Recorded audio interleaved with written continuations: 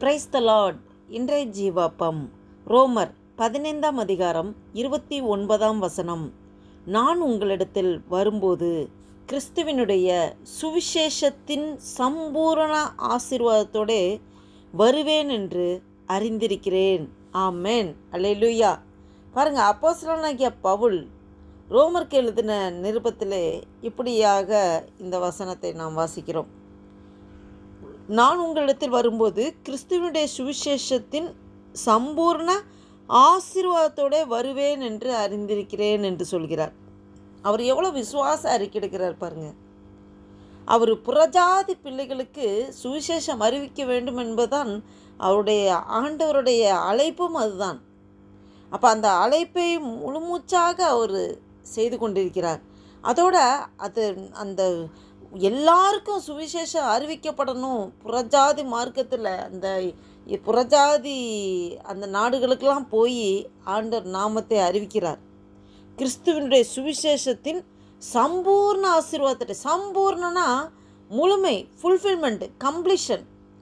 அப்போ எல்லாருக்கும் சுவிசேஷம் அறிவிக்கப்பட்டு அந்த ஒரு நிறைவோட, அந்த ஒரு ஆசீர்வாதத்தோட நான் திரும்பி உங்கள்கிட்ட வருவேன்னு சொல்லி அவர் விசுவாச அறிக்கிடுறார்.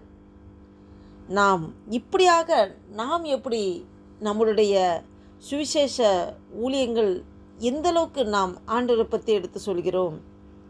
நமக்கு அநேக தருணங்கள் கொடுக்கப்படுகிறது.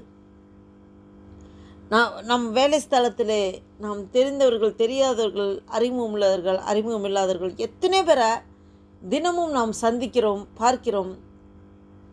கர்த்தர் உங்களை நேசிக்கிறார். இயேசு உங்களை நேசிக்கிறார். அவர் உங்களுக்காக தான் இரத்தம் சிந்தி மரித்தார். அவருடைய இரத்தத்தில் தான் விடுதலை, மீட்பு, இரட்சிப்பு, பாவமன்னிப்பு, நித்திய ஜீவன்.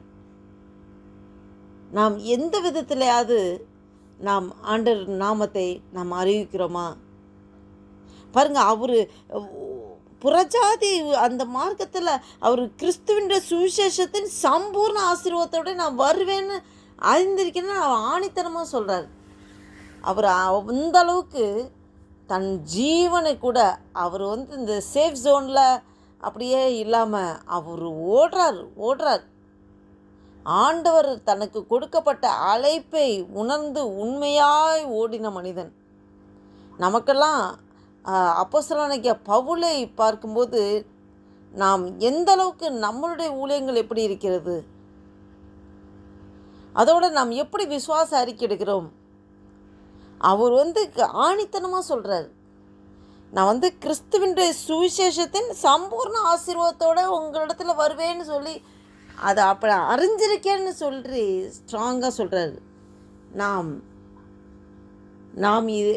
அப்போஸ்தலனாகிய பவுல் மூலமாக நாம் கற்றுக்கொள்கிறது என்னவென்றால், பாருங்கள், நாம் ஆண்டவர் ஊழியத்தை எந்த அளவுக்கு வைராக்கியமாக செய்கிறோம், இன்னும் நாம் எப்படி விசுவாச அறிக்கை எடுக்கிறோம். நாம் ஒருபோதும் அவிசுவாசமாக வார்த்தைகளை நாம் பயன்படுத்தக்கூடாது. விசுவாச அறிக்கையிட வேண்டும். நாம் என்ன வாயில் சொல்கிறோமோ அதுதான், அதுக்கு அவ்வளோ வல்லமை இருக்கிறது. ஜெபிக்கிறவர்கள் வாயில் ஒருபோதும் அவ்விசுவாசமாய் ஒருபோதும் பேசிவிடக்கூடாது. சந்தேகத்தோடு அவ்விசுவாசத்தோடு நாம் வாயில் உச்சரிக்கவே கூடாது. நான் உங்களிடத்தில் வரும்போது கிறிஸ்துவினுடைய சுவிசேஷத்தின் சம்பூர்ண ஆசீர்வாதத்தோடு வருவேன் என்று அறிந்திருக்கிறேன். இதை கேட்டுக்கொண்டிருக்கிற அன்பு தேவ பிள்ளைகளே, உங்களோடும் என்னோடும் ஆவியானவர் பேசி கொண்டிருக்கிறார். நாம் சில நேரம் நாம் எதிர்பார்த்த காரியங்கள் தடைப்படும் போது, நாம் எதிர்பார்த்த காரியங்கள் லேட்டாக டிலே ஆகும்போது நாம் சோர்ந்து போகிறோம். அவிசுவாசமான வார்த்தைகளை பயன்படுத்தி விடுகிறோம். அப்படி ஆண்டவர் நம்மள்கிட்ட எதிர்பார்க்கலை. எந்த சூழ்நிலை நாம் விசுவாசத்தோடு இருக்க வேண்டும். நாம் உறுதியாக கர்த்தர் அனுமதிக்காமல் நம்ம வாழ்க்கையில் ஒன்றுமே நடக்காது. அது தாமதமானாலும் நல்லதாக, அது ஏற்ற நேரத்தில் வரும்போது எல்லாம் அதை நல்லதாக தான் ஆண்டவர் நமக்கு நடத்தி தருவார். அந்த ஒரு நம்பிக்கை நமக்கு வேண்டும். இந்த வசனத்தின் மூலம் நாம் என்ன கற்றுக்கொள்கிறோம் என்றால், நமக்கு ஆண்டவர் ஊழியத்தை எந்த விதத்திலாவது நாம் செய்யணும். பாருங்க, ஒரு ஆத்மா கூட கெட்டு போதும் ஆண்டவருக்கு சித்தம் அல்ல. அப்போ அவரோட சித்தம், அவரோட இருதயத்தின் துடிப்பு என்னங்கிறத நம்ம பார்த்து அந்த இருதய துடிப்பு நம்மளுடைய துடிப்பாக மாற வேண்டும். நம்மளுடைய சுயம் சாம்பலாய் மாற வேண்டும். சத்தியம் எல்லா இடத்துலையும் விதைக்கப்படணும். ஆண்டவருக்கு நம்மளால் முடிந்த எல்லா விதத்திலும் ஆண்டவரோட அன்பை நாம் சொல்ல வேண்டும். நம்மளோட வாழ்க்கை ஒரு சாட்சியாக இருக்க வேண்டும். அதோட விசுவாச அறிக்கையிட வேண்டும். நாம் ஒருபோதும் சோர்ந்து போய் அவ்விசுவாசமான வார்த்தைகளை நாம் பயன்படுத்தக்கூடாது. நாம் இந்த உணர்வோடு நாம் ஒரு ஆண்டவரே, இனி என் வாயில் அவ்விசுவாசமாக நான் பேச மாட்டேன் ஆண்டவரே. அப்போ ஒருபோதும் நான் சந்தேகத்தோடு எந்த ஒரு காரியங்களும் நான் சிந்தித்து பேச மாட்டேன் ஆண்டவரே. நீங்கள் எது செய்தாலும் எங்கள் வாழ்க்கையில் நல்லதுதான் செய்வீங்க ஆண்டவரே. நான் பெற்ற இந்த கர்த்தர் நல்லவர் என்பதை நான் ருசித்திருக்கிறேன் ஆண்டவரே. அப்பா, நான் டேஸ்ட் பண்ணியிருக்கேன், இதை எல்லாரும் டேஸ்ட் பண்ணணும். அப்பா, எங்கள் குடும்பத்துலேயும் சரி, எங்கள் சொந்த பந்தங்களையும் எத்தனை பேர் ஆண்டவர் அறியாமல் இருக்காங்க. இன்னும் எங்கள் வேலை ஸ்தலத்தில் எத்தனை பேர் ஆண்டவர் அறியாமல் இருக்காங்களே, புறஜாதி மார்க்கத்தில் இருக்காங்களே, அந்நியர்களாக இருக்காங்களே. அப்பா, அவங்களுக்கெல்லாம் நான் எந்த விதத்திலாவது ஆண்டவரே நான் உம்முடைய அன்பை நான் வெளிப்படுத்துவேன் ஆண்டவரே. உமக்கென்று நான் சாட்சியாக என்னை முழுதுமாக அர்ப்பணிக்கிறேன்னு சொல்லி நாம் ஆண்டவர் நோக்கி பார்த்து இந்த புதிய நாளைக்குள் நம்மளை நடத்தி கொண்டு வந்திருக்கிறார். அவரை நோக்கி பார்த்து ஜெபம் செய்வோமா? அல்லேலூயா. நன்றி தகப்பனே, நன்றியோடு துதிக்கிறோம், ஸ்தோத்தரிக்கிறோம். துதிக்கிலும் மத்தியில் வாசம் செய்கிறவருமே நன்றியோடு துதிக்கிறோம் ஆண்டவரே.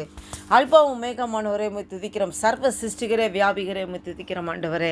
வாழாக்காமல் தலைக்குறே துதிக்கிறோம், கீழாக்காமல் மேலாக்குறே துதிக்கிறோம்.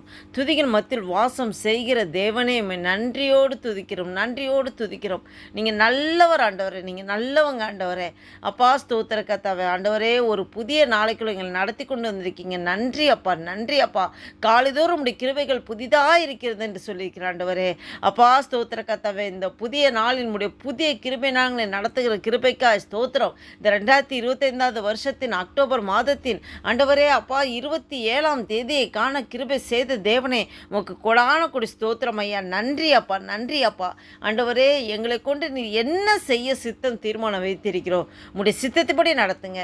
எங்கள் சுயமெல்லாம் சாம்பலாய் மாறட்டும் ஆண்டவரே. அப்பா, நாங்கள் ஒருபோதும் அவ்விசுவாசமான வார்த்தையை பயன்படுத்தபடி ஆண்டவரே விசுவாசமாக அறிக்கையிட ஆண்டவரே உம்முடைய ஊழியத்தை எந்த விதத்திலேயாவது நாங்கள் செய்யணும் ஆண்டவரே. ஒரே ஒரு வாழ்க்கை, அது என் இயேசுவுக்கே என்று சொல்லி முழு அர்ப்பணிப்போடு ஆண்டவரே அப்பா இவ்வேளையில் ஆண்டவரே உம்மை நோக்கி பார்த்து ஜெபிக்கிறோம் ஆண்டவரே. இந்த வீடியோவை கேட்டுக்கொண்டிருக்க பார்த்து கொண்டிருக்க ஒவ்வொருவரையும் நீங்கள் ஆசீர்வதிங்கப்பா ஆண்டவரே. அப்பா, இந்த நாளைக்கு விரோதமாக, இந்த ஜபத்திற்கு விரோதமாக, எங்கள் ஒவ்வொருக்கு விரோதமாக செயல்படுகிற எல்லாம் சத்துருவின் கிரிகளை நசனாகி இயேசு கிறிஸ்துவின் வல்லமையுள்ள நாமத்தினாலே கடிந்து துரத்தி அப்புறப்படுத்துகிறேன். அல்லேலூயா, அல்லேலூயா. நன்றி அப்பா, நன்றி அப்பா. எந்த தீங்கும் ஆண்டவரே அப்பா எங்களை துக்கப்படுத்தாதபடிக்கு அதற்கு விலக்கி பாதுகாத்து ரசிக்கிறதுக்காக ஸ்தோத்திரம். ஆசீர்வதிங்க, பலப்படுத்துங்க, பாதுகாத்து கொள்ளுங்க, மீதி முழுது பொறுப்படுத்திக் கொள்ளுங்க. உமைக்கே துதி கன மகிமையெல்லாம் செலுத்துகிறோம். இயேசு கிறிஸ்துவின் நாமத்தினாலே ஜெபிக்கிறோம் ஜீவனுள்ள எங்கள் நல்ல பிதாவே. ஆமேன், ஆமேன். Praise the lord. Thank you Jesus.